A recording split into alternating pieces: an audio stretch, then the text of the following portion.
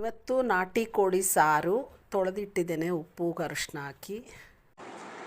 ಮಸಾಲೆ: ಬ್ಯಾಡಗಿ ಮೆಣಸಿನ್ಕಾಯಿ 4ರಿಂದ 5, ಗುಂಟೂರು 3ರಿಂದ 4, ಸ್ವಲ್ಪ 1 ಸ್ಪೂನಷ್ಟು ಧನಿಯಾ, ಜಾಸ್ತಿ ಧನಿಯಾ ಹಾಕಲ್ಲ ನಾವು.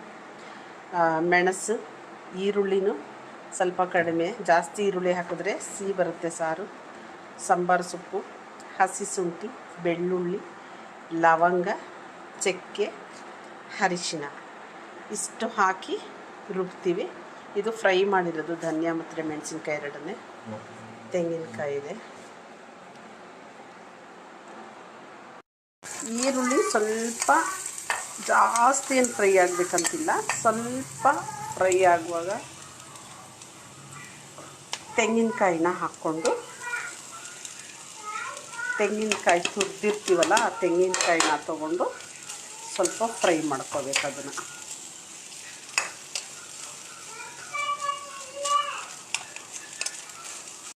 ಈ ಥರ ತೆಂಗಿನಕಾಯಿನೂ ಮತ್ತು ಈರುಳ್ಳಿನೂ ಚೆನ್ನಾಗಿ ಹುರ್ಕೋಬೇಕು.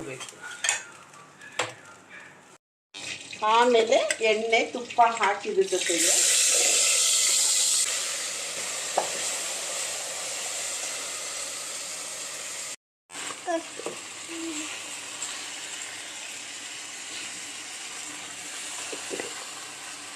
ಚಿಕನ್ನು ಮಸಾಲೆನ ಚೆನ್ನಾಗಿ ಎಣ್ಣೆಲಿ ಹುರಿದು ಚಿಕನ್ ಹಾಕಬೇಕು. ಚಿಕನ್ ಹಾಕಿ ಫ್ರೈ ಮಾಡಬೇಕು 2 ನಿಮಿಷ.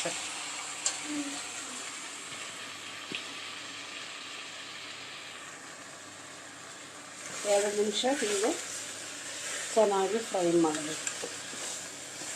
ಚಿಕನ್ನ ಹಾಕಿ ಒಳ್ಳೆಯದು, ಚೆನ್ನಾಗಿರುತ್ತೆ.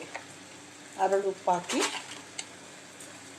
ಉಪ್ಪು ಹಾಕುವಾಗ ತುಂಬ ಟೇಸ್ಟ್, ಪುಡಿ ಉಪ್ಪಿಗಿನ ಚೆನ್ನಾಗಿ ಫ್ರೈ ಮಾಡಿಬಿಟ್ಟು ಹೀಗೆ ಉಪ್ಪು ಹಾಕಿ ಹೀಗೆ ಚೆನ್ನಾಗಿ ಹುರಿದು ಚಿಕನ್ನ, ಆಮೇಲೆ ಸ್ವಲ್ಪ ನೀರು ಹಾಕಿ,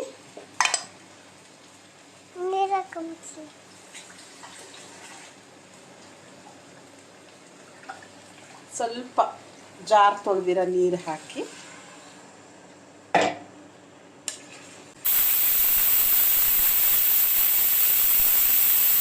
ಅಂತ ತೆಂಗಿನಕಾಯಿ ಮತ್ತು ಈರುಳ್ಳಿನ ತಣ್ಣಗಾದ ಮೇಲೆ ಮಿಕ್ಸಿ ಜಾರಿಗೆ ಹಾಕಿ ಟೊಮೆಟೊ ಹಾಕಬೇಕು.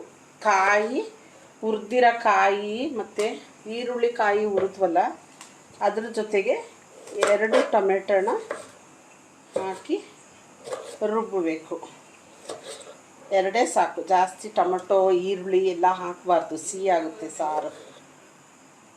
2 ಹಾಕಿ ಮಿಕ್ಸಿಲಿ ಹಾಕಿ ರುಬ್ಬಬೇಕು. ಬೇಳೆ ಹಾಕ್ತಾಯಿದೆ. ಸಾರೆಲ್ಲ ಆದಮೇಲೆ ಸ್ವಲ್ಪ ನಿಂಬೆಹಣ್ಣು ಹಿಂಡಬೇಕು. ಹಾಕಾಯಿತು, ತೆಂಗಿನಕಾಯಿ ಹಾಕಿ ಈಗ ಸಾಂಬಾರು ರೆಡಿಯಾಗಿದೆ. ನಾಟಿ ಕೋಳಿ ಸಾರಿಗೆ ಮುದ್ದೆ ತುಂಬ ಟೇಸ್ಟಾಗಿರುತ್ತೆ.